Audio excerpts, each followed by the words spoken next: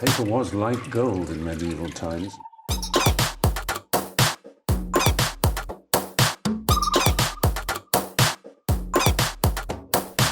Oh, not tobacco, sugar. That everything we thought we knew about the world might turn out to be completely wrong.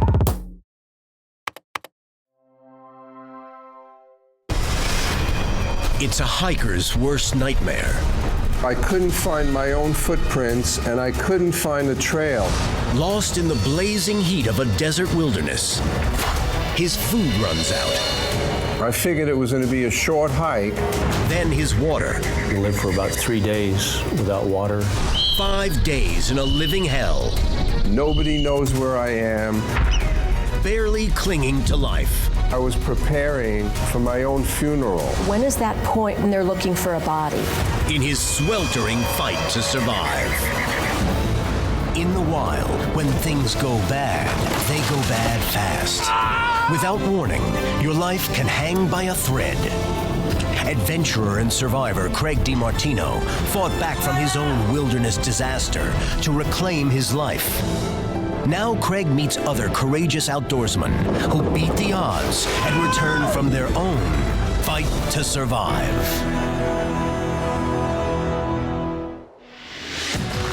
Hi, I'm Craig DeMartino. A lot of us have rituals, things we do or say to clear our heads and get us ready for the next adventure. For me, it's packing and sorting the gear for the next trip. After closing a big real estate deal, Ed Rosenthal liked to go for a hike to clear his head.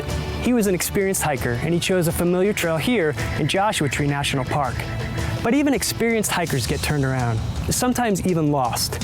Surviving for days under the scorching sun with no water or food would take a miracle, one fueled by faith and Ed's incredible will to live. Joshua Tree National Park in Southern California is one of the most unique parks in the U.S. Here, two deserts meet, creating an arid landscape dotted with plants that long ago adapted to this rugged terrain. With over 550,000 acres of wilderness, hikers like Ed Rosenthal return again and again. For me, it's the desert. This time with Craig DeMartino. After a big real estate deal, you come out here. Is it the contrast of those two worlds? Tell me about that. Commercial real estate is very competitive. So there's the fact of relaxing after the deal. Ed's wife is never surprised by these trips. It was like his way to celebrate, and I always knew to stay away from him. It was like, don't ask him any questions. You know he's going to go somewhere. He's going to do a hike. And I go away, and my wife will know where I'm staying, but she may not know anything about the hike or where I'm going. Ed's plan was to hike a trail he had done before. It started at Black Rock Canyon Campground and went up to Warren Peak, 5.5 miles round trip. I had done this hike 12 to 15 times before. I no longer used a map or a compass going on the trail because I had it memorized, or so I thought. I had asked a guy where was a good place to park near the trailhead. Right over there. Thanks. I pulled in and parked. I figured it was going to be a short hike. I didn't take extra water. I didn't take a long shirt or long pants. When Ed got to the trailhead, there was a coyote on it. Neither made a move at first. In retrospect, I think that coyote was a warning that I shouldn't go on the trail that day. But Ed didn't heed the warning, nor was he concerned about September desert temperatures that could easily reach 100 degrees during the day and drop at night. He was, after all, only hiking for a few hours. With a packed lunch and a few essential wilderness items in his backpack, Ed took off. The hike was fantastic. I felt great. The view from Warren Peak, you see all the way across to Palm Springs, and it's just awesome. After savoring the view and his lunch, Ed started back down the trail around 2 o'clock. I saw I couldn't find my own footprints and I couldn't find a trail. I kept looking around the hillside for a way down and found nothing. Ed crisscrossed the top of the hill, but still couldn't find his footprints. That looks good. Finally, he thought he spotted a trail below. And it must be headed toward the parking lot. And I jumped down. And that was the fateful decision. I looked back up and saw I can't get back up. There was only one direction to go. So Ed followed what he thought was a real trail. He didn't recognize it as a dry waterfall bed. As I kept going down, all of a sudden I found myself on a steep incline and really felt like I'm in the wilderness. I shouldn't be there. Now he was really worried. He had been hiking for hours in the hot desert heat, and the afternoon was quickly slipping away. And then I saw there was no trail, and I was looking down into a chasm, into a series of landings that had no end. He decided to call for help, but his cell phone had no reception. Again, he had no choice. He had to turn around and go back up the hill. I pounded into the hillside the name of my boss that I was angry at my old firm. Damn it. And I cursed him as I climbed up the hill. By the end of the day, Ed came to the worst possible conclusion. I'll never forget, I looked out at the vista of the desert. Oh my God, I'm headed into the Sonoran Desert, the hotter desert, and I'm going in the completely wrong direction. I was lost, and I knew no one would know about it. Fight to Survive is brought to you by Shell Rotella, the engine oil that works as hard as you. Ed Rosenthal had gone for a day hike in Joshua Tree National Park.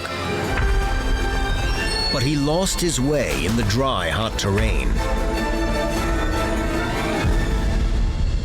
And by nightfall, he was out of water. It started to get dark, and I found a comfortable little canyon. I didn't think anyone was looking for me at that point, but still, I took my emergency blanket out and I started signaling with my headlamp. Exhausted from the heat and hiking, Ed gave up signaling and fell asleep. When he woke early the next morning, he tried to eat some dates, but his mouth was so dry, he couldn't chew. I tried to drink my urine in a cup I had with me, and when I got it in my mouth, it made me nauseous. I spit it out and said, "Oh, I'd rather be dead." Ed dug deep and found the strength to keep walking. He ended up in a canyon he named Purple Canyon, where he came to a very important realization. When I turned into this canyon along the way, it felt really good to just feel like a little child and something bigger was guiding you along. Even though you're not in control of it. If I kept fighting every minute, I never would have made it out of there. I would have had a heart attack. As the day heated up into the high 90s, dehydration began to really take its toll on his body. That was the day that broke the heat record in Los Angeles. And I'm out on the desert, and I realized no one could survive this heat. Desperate to get out of the sun, he spotted the only shade, a juniper tree.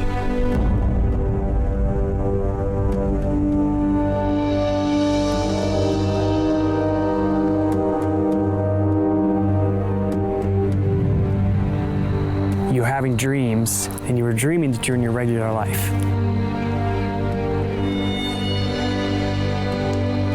And then you'd feel the sun burn your legs, and you'd wake up, and you'd be in this hell on earth. For me, that would be soul crushing. Fortunately, I was exhausted, and every time I woke up, I moved closer into the shade and fell asleep again. At different times during the day, Ed would hallucinate, thinking he heard a horse or saw a car. He would blow his whistle to get their attention.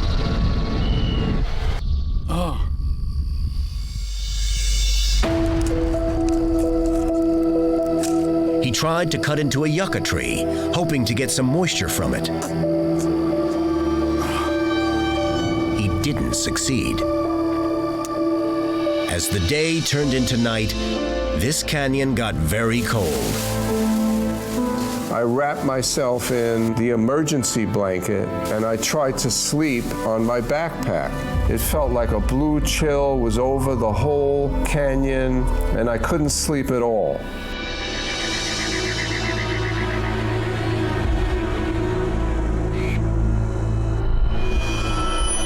By Sunday, Ed had been without food and water for nearly 2 days, with temperatures in the 90s.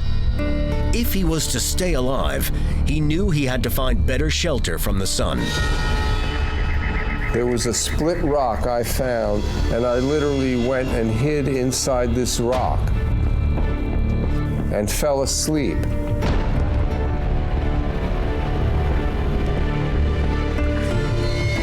And finally, the sun came and hit me in my face, and I knew I'd broil under that rock. And I said to myself, oh my God, I don't know what the hell's gonna happen here. A hiker's worst nightmare. Getting lost in a desert with no cell signal on the hottest day on record. I'm out in this canyon. I better communicate to my wife and daughter. And I had a pen with me, so I started writing on my hat. The need to communicate with loved ones was just as strong with Craig after his accident. The one guiding force for me was getting back to my family, to be a dad again, to be a husband again. Is that what led you to write on the hat? I realized the seriousness of the situation. I have to tell them what they should do and how much I love them. What were some of the things you wrote? Dear Nicole and Hillary, I love both of you. I made a wrong turn. I may not make it out of here. It's like your last will and testament. The hat became my will, and I started to give instructions for exactly how to handle my death. While Ed was writing to his loved ones in despair, he had no idea he had been reported missing to park rangers. So you said the car's been here since Friday? Yes, it has. The investigation started with a camper who had made contact with Ed on Friday. Yeah, the first time I saw him was when he pulled up here asking for directions. And had also seen his vehicle there on Sunday and had never seen him again. Hello? It's a call no wife would ever want to receive. A park ranger reporting that her husband was missing.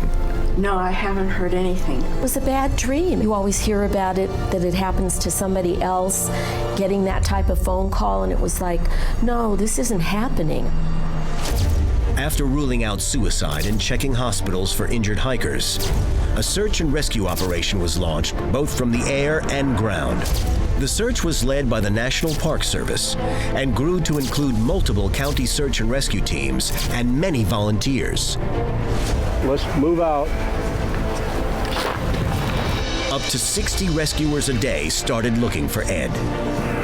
You're going to do a search of the area. If we can find a track, is there any evidence of where this person was or direction of travel? And if you're not having any luck, then you quadrant off sections and we start doing a grid search in those areas. Hey, this command post, this is 9R66 Moeller. Robert Moeller was one of the volunteers. You can live for about 3 days without water, but you can live for 3 weeks without food. So the number one element being lost really is water. By Sunday, Ed had been out of water for 3 days. But Deputy Brown knew the outcome of this search could not be predicted. Depends on their will to survive, their capability, how healthy they are. Every person is different, so I never underestimate what someone is capable of doing. Ed Rosenthal was in and bought a pair of hiking boots. Ed's wife did what she could to help. I knew the kind of boots that Ed wore. I knew that he always purchased them at one store. And so I called that store and I told them what had happened. I have a photo of him wearing the boots. They contacted the manufacturer. They were able to get the print from the bottom of the boot, which they then faxed directly to the ranger, so they knew what they were looking for in terms of, Ed's boots. But they didn't find Ed on Sunday or Monday. On Tuesday, the weather broke, and cloud cover cooled down the temperatures enough for Ed to feel he could make another move. I saw a lot of grass clumps available there that I could burn. And I used the end of these fire starters and I lit up this wall of plants, and the flames went pretty high. The fire burned for like 5-10 minutes, and then it went down. Well, that's the end of my fire starters. I wasn't sure if anyone had seen it. In fact, no one saw his flames. He would have to try to survive one more night, his fifth, cold and alone, with his body slowly shutting down.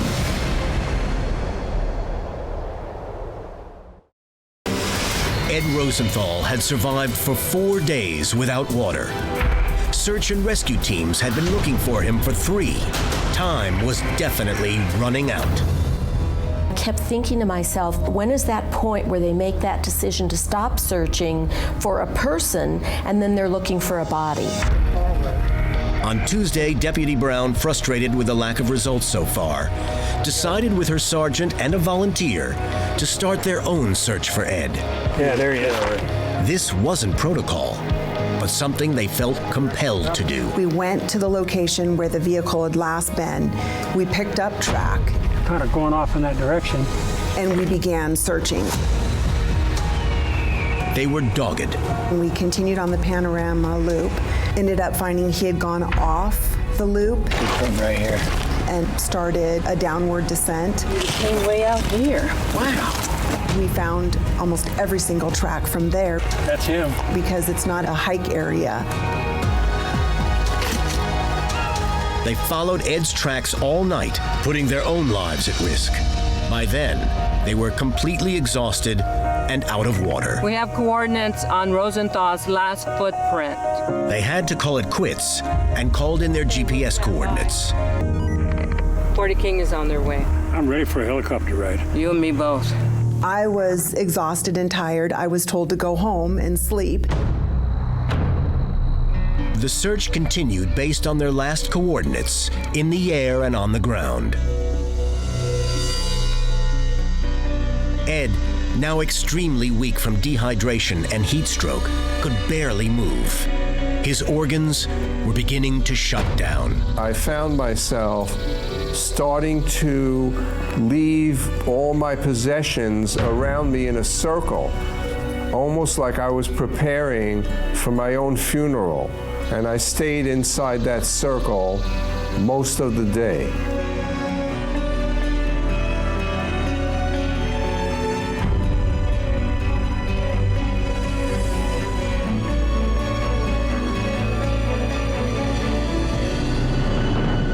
Thursday morning was the only morning I didn't wake up. I was gone.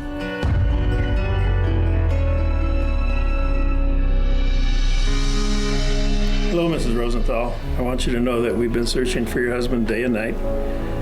I felt like this was going to be the last day. Excellent trackers searching for your husband. I know working in the medical field, to be without food and water for that many days is pretty impossible. Either there would be good news or there wouldn't be good news.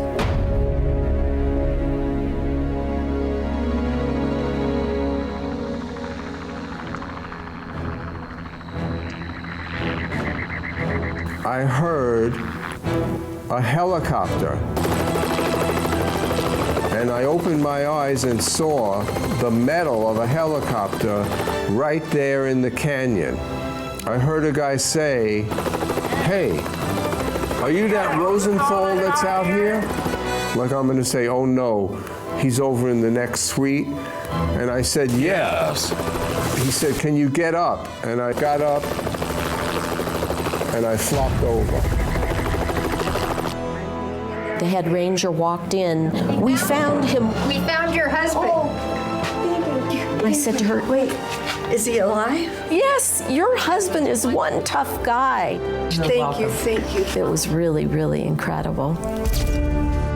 Ed was found outside the formal search grid because Deputy Brown's team's efforts pointed to a different direction. He had circled around for miles in the days he tried to find his way out. He was found 8 miles from where he left the trail, having descended 2,000 feet. If Ed hadn't been rescued that morning, in all probability, he would have died that day. They did find some heart damage, but I was very fortunate.